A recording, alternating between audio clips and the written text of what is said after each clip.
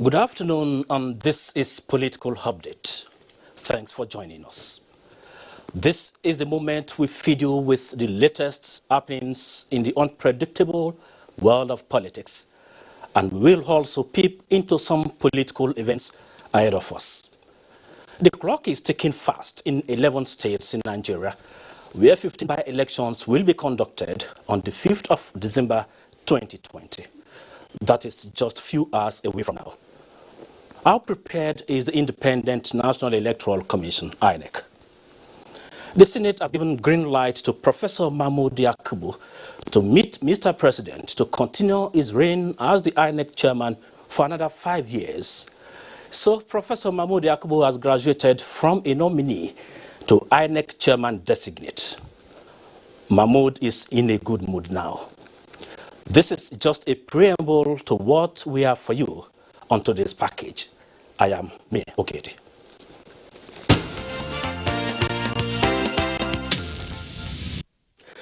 The Senate has confirmed the nomination of Professor Mahmoud Yakubu for reappointment as chairman of the Independent National Electoral Commission, INEC. The confirmation followed the approval of the report of its committee on INEC on the screening of the INEC chairman nominee. The Senate Committee on Independent National Electoral Commission, INEC, hereby recommends as follows: that the Senate do confirm the nomination of Professor Mahmoud Yakubu as Chairman, Independent National Electoral Commission, INEC. And having gone through these 5 years, as it is with the practice even in the Parliament that we cherish ranking senators or members of House of Representatives because they have a lot of experience, and I think Mahmoud has acquired same. I stand today to support this nomination.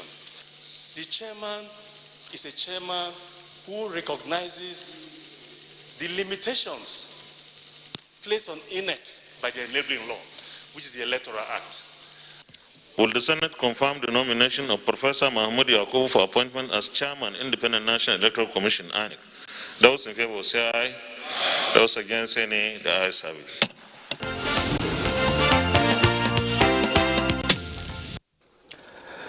The returning officer, Professor Peter Ogban, in the election conducted by INEC in Akwa Ibom Northwest Senatorial District in the 2019 general elections, is standing trial for alleged malpractice.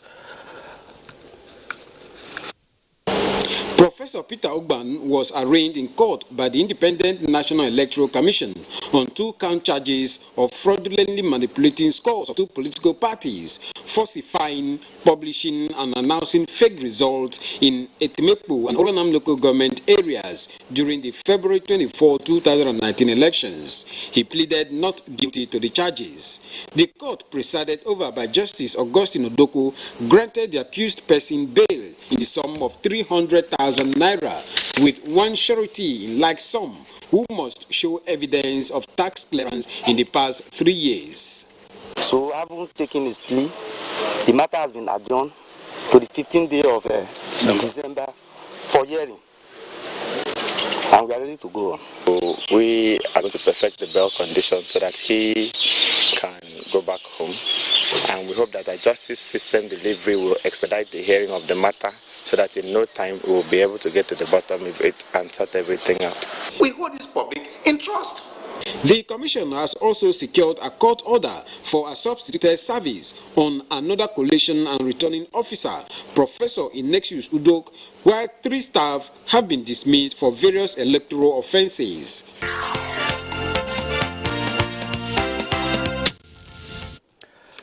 The resident electoral commissioner, Akwa Ibom State, Mike Egini, will join us shortly. But before then, let's just take a quick look at some of the statistics we have for tomorrow's election. 11 states will be conducting by-elections in 15 constituencies, and we have the figures here. By-elections, Bayelsa Central, with a voting population of 418,000, Bayelsa Central 234,000, Imo North Central District has 389,000. Plateau South Senatorial has 671, and Cross River North Senatorial District has 429,000, and Brono Ngazai State Constituency has 34,000. If you can get the next slide. The next slide, okay, we have it here. Bayo State Constituency, we have 48,000. Bakuri State Constituency, we have 124,000. Lagos East Senatorial District, 1.3 million, that is above 1.3 million. And then in Zamfara, we have Bakura State Constituency, we have more than 92,000 electorates. And in Enugu, we have Esiozu State Constituency, we have more than 72,000. In Kogi State, Ibaji State Constituency, we have more than 76,000 voters. In Lagos, Kosafe 2 SC, we have more than 280,000 voters. And in Cross River Obudu State Constituency, we have more than 128,000. And in Bauchi State, that state constituency, we have more than 58,000. So total number of votes that we're expecting for tomorrow's election in 11 states, that is more than 4.2 million votes. That is quite a number. But organic, when you look at the figures, you are the Director of Voter Education, Independent National Electoral Commission. And it's good we have in the studio to give some analysis to these figures. In Bayelsa State, for instance, the whole state voting strength is 769,000. In a Ebonyi State, we have a total of 1.2, that is the whole state, 1.2 million voters, and in Ekiti we have 666.691 voters. But in this by-election, just one senatorial by-election, that is in Lagos, we have 1.343 million voters. That is more than the entire state of Bayelsa, Ebonyi, and that of Ekiti. So, would you describe this election as a small election or as a major one? Well, as far as INEC is concerned, no election is too small. And if you look at the delimitation figures that you just announced, we are dealing with a total of 4,215,523 votes across 11 states and 15 constituencies. Now, for you to appreciate the magnitude of the elections we are going to conduct tomorrow, you need to realize that in each state we have 3 senatorial districts in the first instance. And we are dealing in this election with 6 senatorial constituency elections. So you are dealing with at least elections approximating to 2 governorship elections. And this is not counting the state constituency elections. And if you look at the figures put together for these elections we'll conduct on Saturday, 5th December, above 4 million. That is more than the total number of registered voters in Edo and Ondo that we conducted recently. And that gives you a clear picture of the size and magnitude of the election. And this election, is taking place across 11 states and across all the geopolitical zones. So it is something that affects the entirety of Nigeria. Unfortunately, for me, as someone who is the driver of voter education for the commission, what I've observed is that, except perhaps in those constituencies where the elections are taking place, and INEC itself and the security agencies, other stakeholders don't seem to view these elections as being crucial. But on our part as INEC, we know what the purport, the import of these elections. And that is why a week ago, the acting chairman of the commission, AVM Ahmed Muaz, led a delegation to 3 major states. We were in Bayelsa, we were in Lagos, and we were in Imo. Now, in Bayelsa, we didn't have any violence in the aftermath of the NSAS protests, but we had flooding. The entire state was flooded, and we needed to assure ourselves that the flooding had receded to the extent that the elections could be conducted. We also needed to engage with stakeholders and the security agencies to make sure that the elections are going to take place in a very peaceful environment. And from there, we moved on to Lagos, where we have this humongous number of voters, above 1 million. And we were able to visit 1 or 2 local governments to see for ourselves the level of preparedness. The commission now engaged with stakeholders, with security agencies, and with our staff who are going to conduct the election. And we did the same thing in Imo. And Imo too, apart from the fact that there was violence in the aftermath of the NSAS protests, that particular constituency has a history of disruptions. And that is why for Imo North constituency, for tomorrow's election, we are going to do the collation, not at the local government levels, but as soon as we are through with the registration area councils, centers, we'll move on, to the state office where we'll collate and announce the results. But for other elections, we are going to do the collations in the constituencies and announce the outcomes in those constituencies. But you can see that Imo is a peculiar case, and we are attending to that peculiarity by making sure that the security of the staff and those that are going to conduct the election, is put on the front banner. But also, like you observed, in your preamble, politics is an activity that is on quicksand. Between last week and this week, we've had a slew, a swath of court orders, either restraining one candidate or the other, particularly in Bayelsa and Imo. And then this week, we also had the same courts, that is the Court of Appeal, restoring, some of these candidates that were restrained earlier on, particularly in Bayelsa and in Cross River. And as I was coming to the studio, there was a story trending that there was another High Court judgment. I was trying to authenticate from our Legal Services Department. Unfortunately, I couldn't get the director in charge of Legal Services, but I wanted to be sure whether the story is genuine and if we've been served the court order.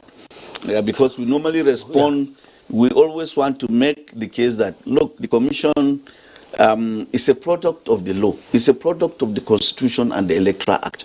And whenever we receive an order, it's a principle in INEC that whenever we receive an order from any of our courts, we must obey that order in order to avoid chaos in the electoral process. Okay. We will still come back to you, but let's see what is happening in Imo State in terms of distribution of materials. The Independent National Electoral Commission, INEC, has distributed sensitive materials for the Imo North Senatorial District by-elections.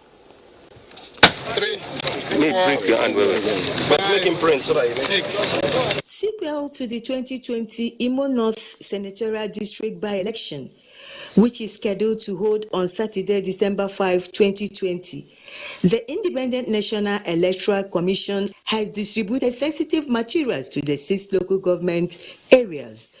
Addressing journalists during the distribution of the materials, the resident electoral commissioner INEC Imo State, Professor Francis Ezono, assured that measures have been put in place to ensure the success of the election. You can see it's been moving without hitches, and we hope and pray that the smoothness will get to the end. But so far, things are going smoothly. He urged the electorates to conduct themselves in orderly manner and in consonance with the NCDC rules on COVID-19.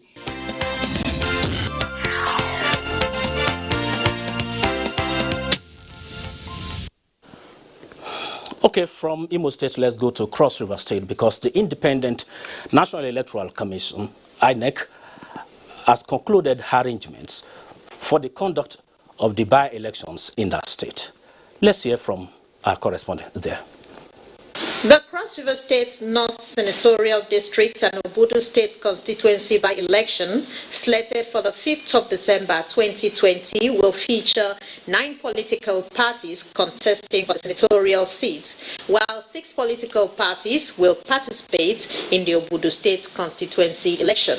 The Independent National Electoral Commission says so far, non-sensitive materials have been received and delivered to 5 local governments in the senatorial districts, while political parties will be invited for inspection of the sensitive materials before they are dispatched to various local government areas. We have deployed 2 resident electoral commissioners to Cross River to come and support the resident electoral commissioner here. All the non-sensitive materials required for this election have already been deployed to the and biased to the various local governments. The sensitive materials are already here, and we move at the point we want them to move. Have 7 mobile units coming from different parts of the country to join the 2 other mobile units we have on ground here. So I think we have and some officers are also coming from Abuja to join us to augment strength.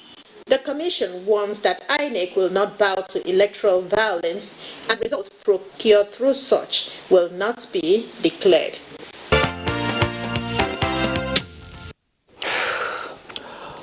We still have the Director of Voter Education, INEC, Nick Dzank, in the studio. But before we discuss more, let's take this quotation from the acting INEC chairman, that is Ahmed Muazu. On the 27th of November 2020, I think it was in Imo State, where he said the Commission will deploy the smart card readers to every polling unit, and resistance to the deployment and use of the smart card reader will earn 0 votes for the polling unit. The Commission will deploy the Z-pad for the uploading of polling unit results in real time. This is credited to the acting chairman of INEC. Let me take it once again. It's on the screen. The Commission will deploy the smart card readers to every polling unit, and resistance to the deployment and use of the smart card reader will earn 0 vote for the polling unit. The Commission will deploy the Z-pad for uploading of polling unit results in real time. So the question is, in case where the smart card fails, who takes the blame? Well, we have our protocols. Anytime a smart card reader fails, we make sure that it is substituted real time. And we have our technical staff who we call them Registration Area Technical Officers, RATEX. And their responsibility is to ensure that wherever we have glitches, they respond timeously to these glitches and make sure that the election continues, apace. But where the smart card reader still fails after the troubleshooting, then the election in that polling unit could be postponed for a number of hours or even the next day, depending on the situation. But our protocol is, we anticipate that we'll have glitches with some of the smart card readers because they are aging, and anyone who deals with technology knows that you must make provision for these kinds of eventualities. And so once they happen, we'll take care of the glitches. And that's why we're insisting that nobody has any reason to refuse to abide by these simple protocols, which is that once that happens, you just exercise patience and we'll replace the smart card reader where we feel it is not good, because you have to reconfigure it to that particular polling unit. And because we configure them in advance of elections, you cannot use one smart card reader in this polling unit and deploy it to another. They are polling unit specific. And that is why it takes time when it fails completely for us to configure and then continue with the election. But also, we need to remind Nigerians where these elections are going to take place, that the elections are going to take place within the context of COVID-19. So the polls will open at 8:30, and as we speak with you now, all the sensitive materials are being moved to all the registration area centers where our staff will sleep, and then in the small hours of tomorrow morning they will move to the polling units and open the polls. Okay. Now these polls will open at 8:30 and then close at 2:30, and a voter is expected to come to the polling unit wearing his face mask or face covering, and it's also expected to observe, social and physical distancing, as we have done in Edo and Ondo. And for us, we are going to provide water and soap for washing of hands for those who will be at the polling unit.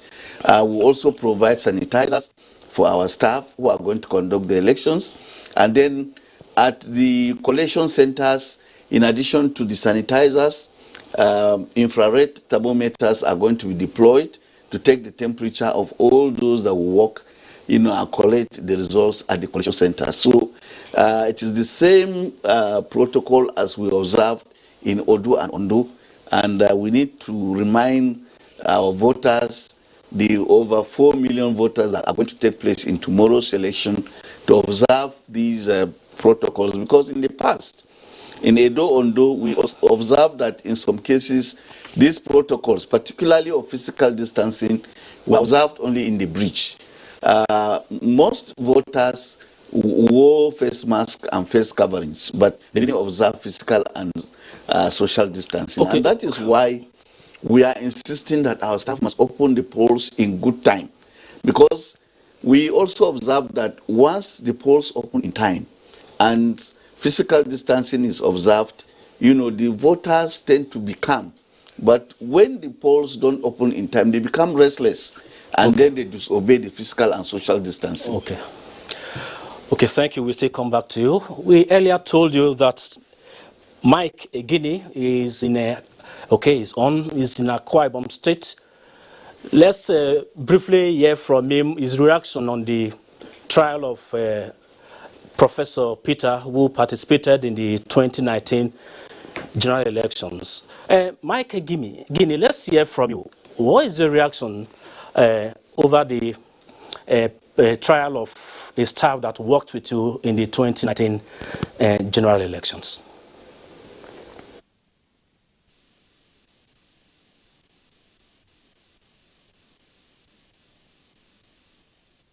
Sorry, the audio is still down. But Nick, let's briefly hear from you. You are also in the INEC. Yes. How do you feel seeing situations like this, that a staff that worked with you is having some questionable conduct, allegedly, for now? Well, we feel very bad that we could have situations like this that will result in going to court or indictment of our staff. But let me also say that if you look at the number of staff being indicted or being taken to court, compared with those who did their job professionally, you can see that the number is insignificant. Okay. In 2011, for example, in spite of the fact that we got robust support of members of the NYSC in the conduct of that election, and members of the diplomatic corps, and particularly civil society organizations and observers who observed the elections, commended members of the NYSC as a resource the country could fall back on. We still had 20 cases that we had to take to court. So, but compared with 500,000 people deployed for that election, that is infinitesimal, it's insignificant. Thank you, and we pray that tomorrow your men will still do a wonderful job. Before we finally go, let me tell you that Ghanaians will be voting on December 7th, 2020 in general elections. The keenly watched poll is a re-election push for the two main presidential candidates, incumbent Nana Addo Akufo-Addo and former President John Dramani Mahama. That is the much we can take on today's edition on Political Update. We wish the 11 states and the 15 constituencies the best as they go to the polls tomorrow. Thanks. Meet you again next week.